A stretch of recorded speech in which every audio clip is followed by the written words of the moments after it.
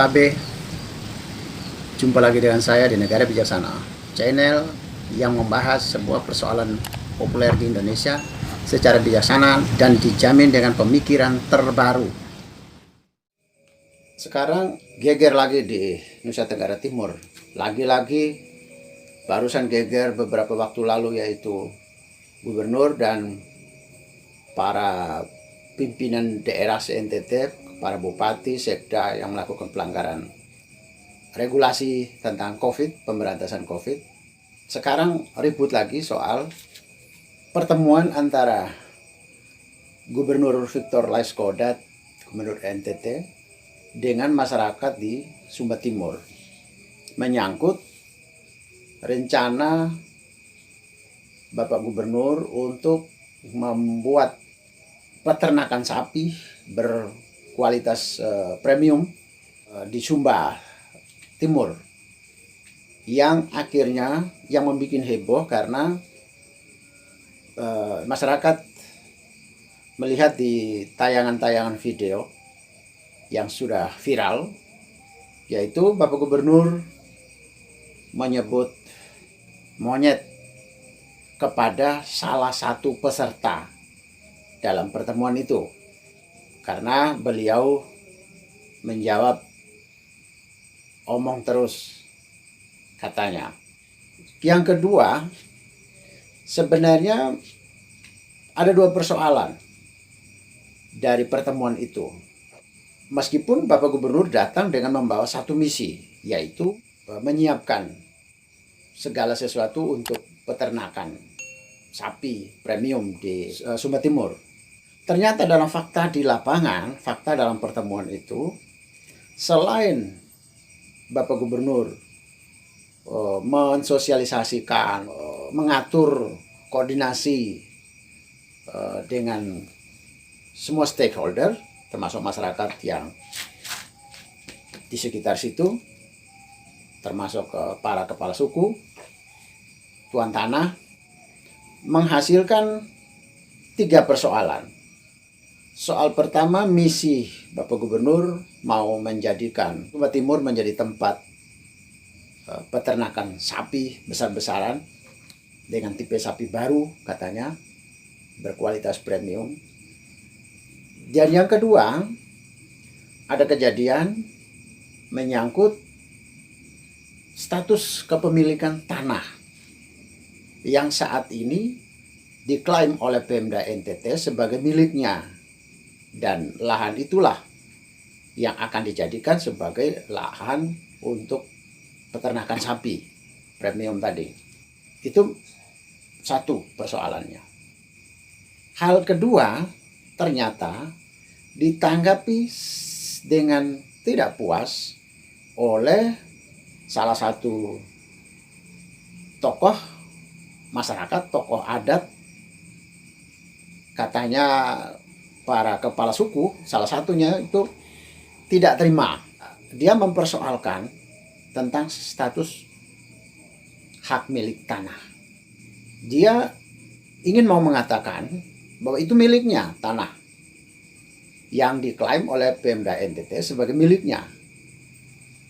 Tetapi dari warga masyarakat, dari tuan tanah di situ, seorang kepala suku, dia mengklaim itu miliknya, sampai dia mempertanyakan kapan dan di mana penyerahan itu terjadi.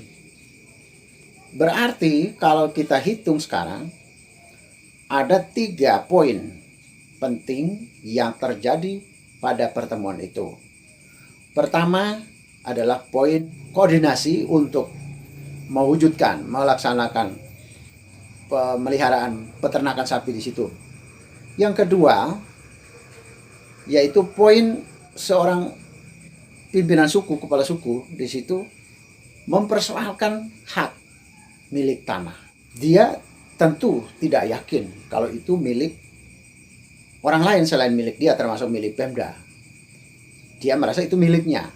Kalau miliknya dia, berarti terserah dia. Dia mau ngasih ke Pemda atau tidak, itu terserah dia. Dan soal yang ketiga adalah soal tata krama, soal kesopanan. di mana kata-kata monyet dikeluarkan oleh saudara Gubernur Victor Laiskodat. Dia mengumpat kata monyet terhadap salah seorang peserta yang ada di situ, karena dia menjawab pembicaraan Bapak Gubernur atau yang lainnya. Dia selalu, jadi Bapak Gubernur membentak dia dengan kata monyet. Jadi ada 3 persoalan. Yang satu, mau mengimplementasikan rencana kerja Pemda, yaitu Bapak Victor Laiskodat sebagai gubernur. Yang kedua, persoalan hak milik tanah yang mau dijadikan sebagai tempat peternakan sapi. Dan yang ketiga, yang tidak kalah viral juga adalah kata-kata monyet. Kata monyet dicapkan oleh seorang pemimpin kepada salah satu warganya. Warga yang berkumpul itu adalah warganya Bapak Victor Laiskodat sebagai pemimpin, sebagai gubernur. Bagaimana seorang bapak pemimpin mengatakan monyet kepada anaknya, katakanlah itu anak, itu warga masyarakat, warganya Bapak Victor. Persoalan ini yaitu muncul ada penolakan dari pemilik tanah atau tuan tanah atau tuan suku di situ. Berarti ini adalah persoalan hak milik. Jadi pembicaraan tentang implementasi peternakan sapi itu ternyata dia harus direm oleh persoalan hak milik tanah. Sementara Bapak Gubernur mau mengatakan bahwa tidak ada pembicaraan lain selain tidak boleh menghentikan, tidak boleh melarang Pemda dan mitra kerjanya mau melaksanakan implementasi soal peternakan sapi. Jadi Bapak Gubernur selalu menekankan pokoknya peternakan harus jalan. Pokoknya peternakan harus jalan. Nah, tapi kalau persoalan tanah, kepemilikan tanah ini belum selesai, terus dipaksa untuk melaksanakan peternakan sapi, saya pikir kalau di negara bijaksana, ini kan terjadi di Indonesia, khususnya di NTT. Kalau di negara bijaksana, tentu saja setiap orang berpendapat berbeda. Ini adalah negara demokrasi, negara ini adalah negara yang berdasarkan hukum, maka setiap orang yang berpendapat berbeda harus diterima, dibuka. Jika dia mempersoalkan hak milik tanah, ya berarti tanah yang ada perlu dibicarakan hak miliknya, pemilikannya. Jadi tidak boleh, pokoknya harus dilaksanakan, kerjakan sekarang, harus dilaksanakan, dikerjakan sekarang. Tetapi aspirasi orang, pendapat orang tentang hak milik tanah menjadi diabaikan. Pendapat masyarakat, aspirasi masyarakat tentang hak milik tanah tadi, kepemilikan tanah tadi, diabaikan. Yang penting ternak sapi berjalan. Di dalam ketatanegaraan kita, itu termasuk sangat kasar.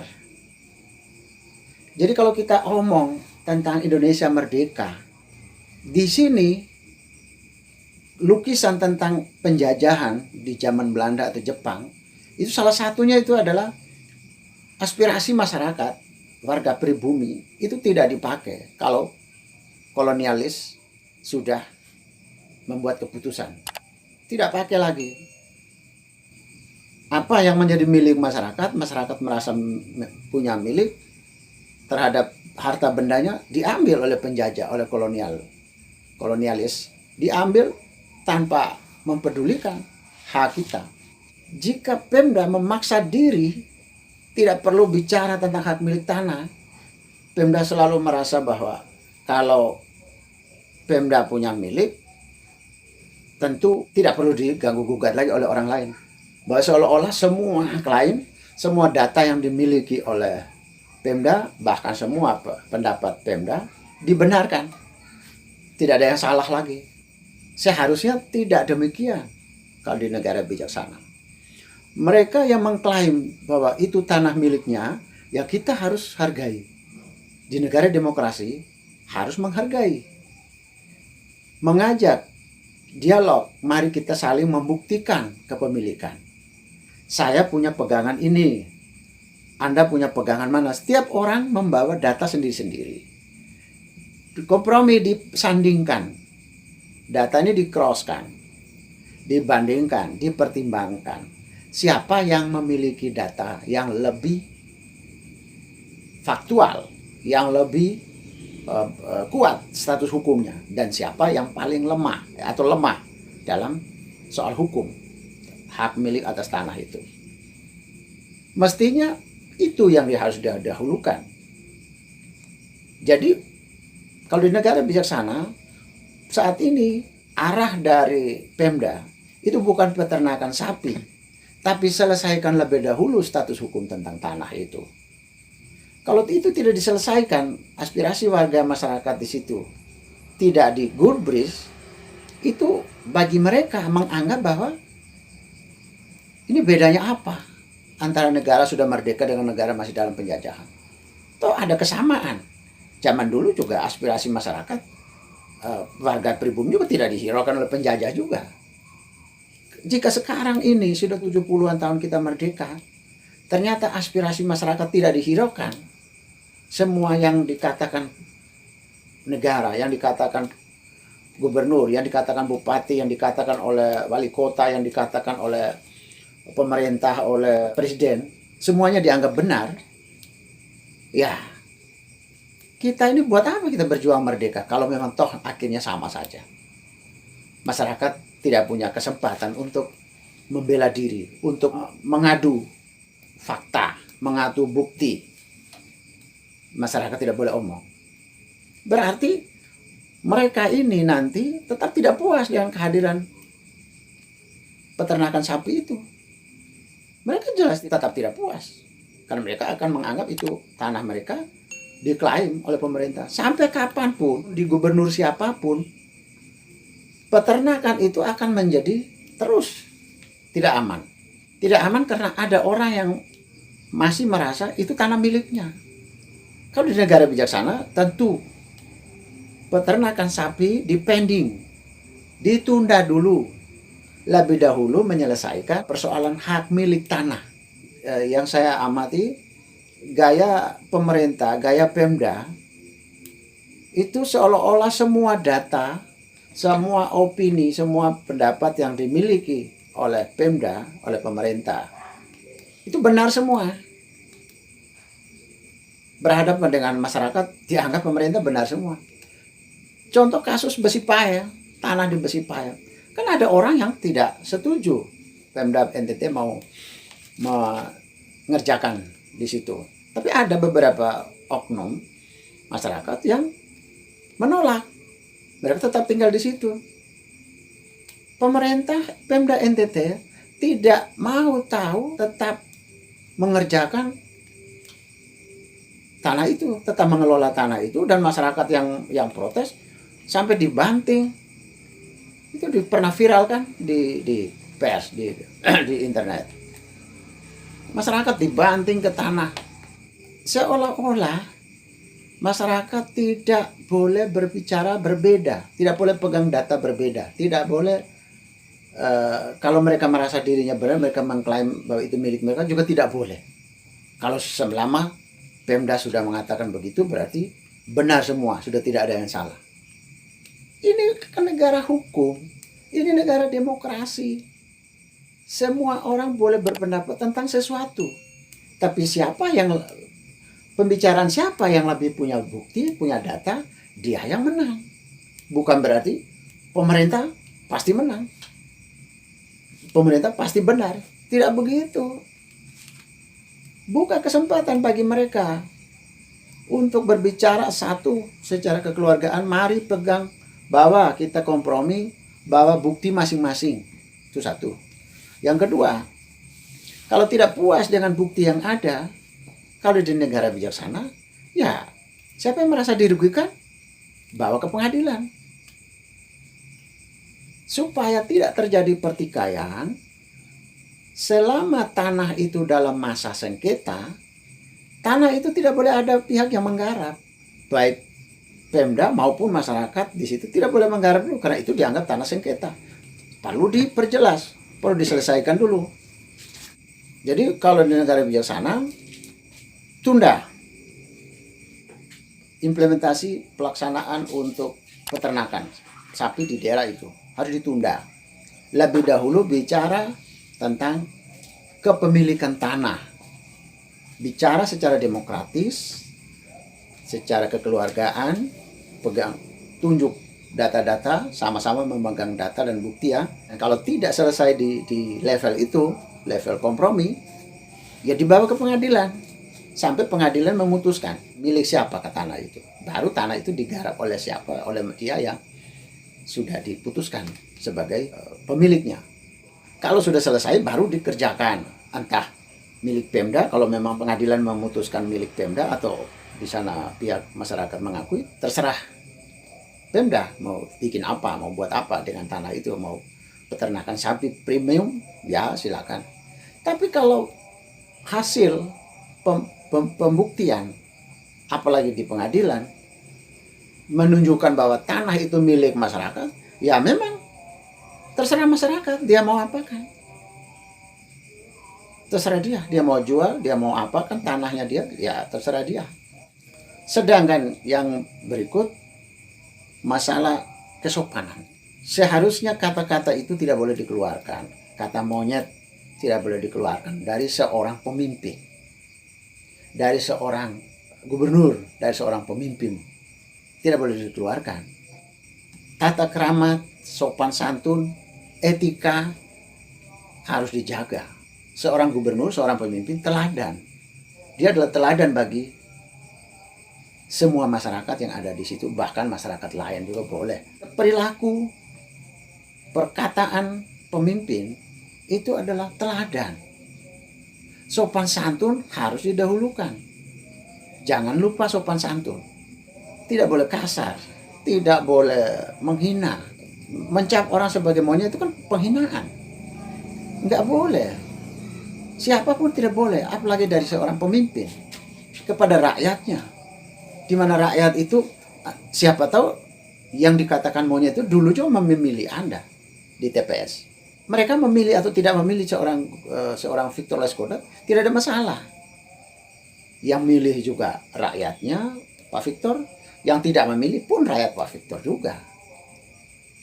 Jadi pemimpin harus punya keteladanan, bertingkah laku, bertutur kata.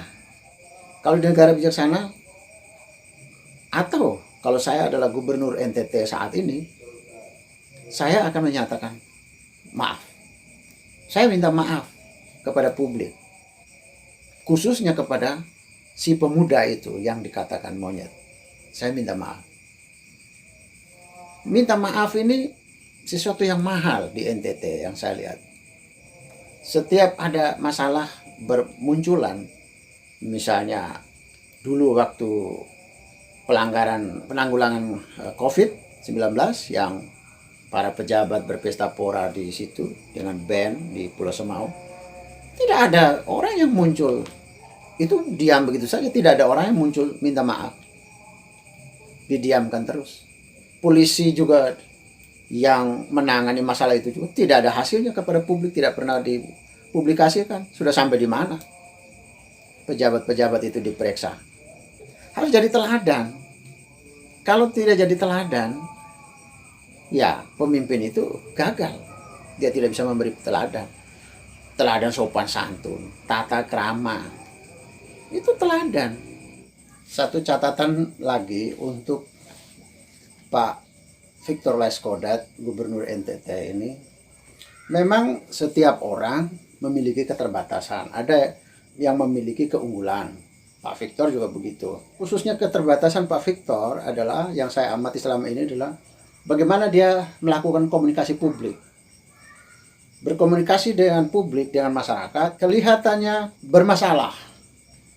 Dia selalu menggunakan kata-kata kasar, dia selalu menggunakan ancaman pukul, ancaman mempenjarakan orang. komunikasinya bukan dibangun antara bapak dan anak, antara masyarakat dengan pemimpinnya, tapi dia membangun komunikasi yang bermusuhan, bertentangan, membangun komunikasi yang seram gitu ya. Satu hal yang saya mau kasih catatan dalam kasus ini, Pak Victor pernah mengancam orang di forum ini nih, dia mau mempenjarakan orang, tidak mematikan, tetapi mau mempenjarakan orang yang menolak proyek peternakan ini. Di sini dia menggunakan komunikasi ancaman supaya rakyat takut. Dia mengancam masuk, dia akan bawa mereka ke penjara. Salah satu fungsi kebijakan publik selain dia memecahkan persoalan, fungsi dari kebijakan publik, dia juga alat distribusi nilai. Setiap nilai-nilai yang baik dibawa bersama setiap kebijakan. Jadi kalau ini kebijakan untuk peternakan di Sumba Timur, komunikasi dengan masyarakat Sumba Timur pada waktu itu, sekaligus kita mendistribusikan ancaman bahwa gubernur bisa mempenjarakan orang. Ini yang saya lihat adalah kesalahan dalam melakukan pendidikan kewarganegaraan. Ketatanegaraan tidak benar. Kalau Pak Gubernur Laiskodat memahami ketatanegaraan kita, maka tugas seorang gubernur bukan untuk mempenjarakan orang, apalagi mempenjarakan rakyatnya sendiri. Bukan tugas seorang gubernur. Ketatanegaraan kita itu mengenal trias politika. Ada legislatif, ada eksekutif, dan ada yudikatif. Pak Victor status sebagai gubernur pemerintah itu status eksekutif. DPR, DPD status legislatif. Dan hakim, jaksa, bahkan polisi, mereka adalah yudikatif yang mengurus tentang penjarakan orang, urusan mengadili jika ada yang bertikai. Sehingga kalau Gubernur Laiskodat mengatakan saya akan mempenjarakan kalian, nggak ada distribusi nilai di sini. Tidak ada hukum tata negara Indonesia kok seorang gubernur bisa mempenjarakan orang. Jangankan Gubernur Victor Laiskodat bisa mempenjarakan orang.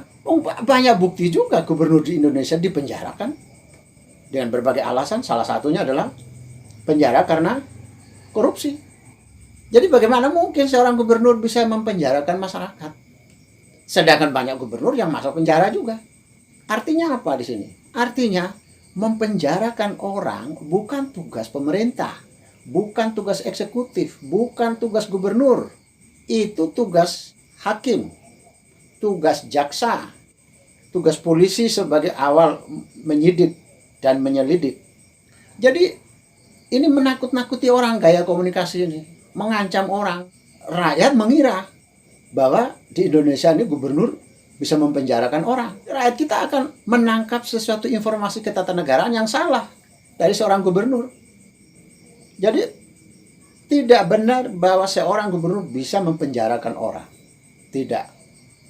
Kita mendistribusikan nilai ketatanegaraan kita kepada masyarakat kita. Sekaligus dipakai pada momen itu tuh dipakai.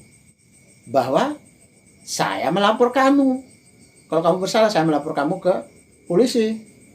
Polisi akan memproseskan, kalau bisa dinaikkan ke pengadilan, ya silakan, itu baru berjalan.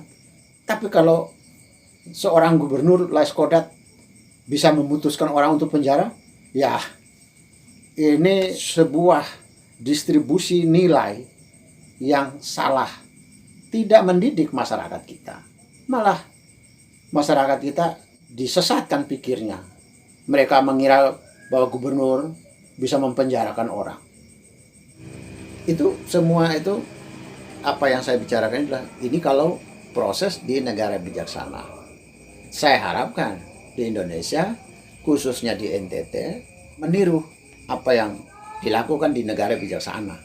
Supaya negara pemerintah terlihat sebagai bijaksana, harus minta maaf harus lebih dulu menyelesaikan secara hukum, secara administrasi kepemilikan tanah itu, bukan langsung ngurus peternakan. Selama masyarakat di sana tidak puas dengan soal kepemilikan, mereka masih merasa milik mereka, ya mesti peternakan sapi itu mesti tidak nyaman. Pekerja-pekerjanya pada saat itu nanti tidak nyaman, tetap ada masalah dengan masyarakat di situ nanti. Ruang demokrasi tidak dibuka. Sekarang mempraktekkan otoritarian, praktek seperti militerisasi, itu hanya menyimpan bom waktu yang tertunda. Sampai kapanpun itu akan dibongkar, akan dipersoalkan kembali. Bisa saja dia aman sekarang, tapi beberapa tahun berikut bisa jadi peternakan sapi itu ada masalah. Ganti gubernur, ganti pemerintahnya, bisa bermasalah, bisa terulang kembali. Di lahan itu, saya berharap NTT dalam kasus ini menyelesaikan secara bijaksana seperti di negara bijaksana. Jika Anda setuju dengan saya, Anda seide dengan saya, berarti kita berada pada satu perjuangan yang sama, yaitu ingin melihat Indonesia menjadi lebih baik, Indonesia menjadi negara yang bijaksana yang kita impikan. Caranya adalah dengan Anda memberi dukungan dan berpartisipasi dalam channel ini. Subscribe di bawah channel ini, bunyikan lonceng di sampingnya untuk menunjukkan Anda berlangganan secara gratis, dan ada pemberitahuan setiap kali saya mengirim edisi baru. Dan jika Anda setuju dengan ide ini, jangan lupa bagikan ke semua relasi Anda. Terima kasih.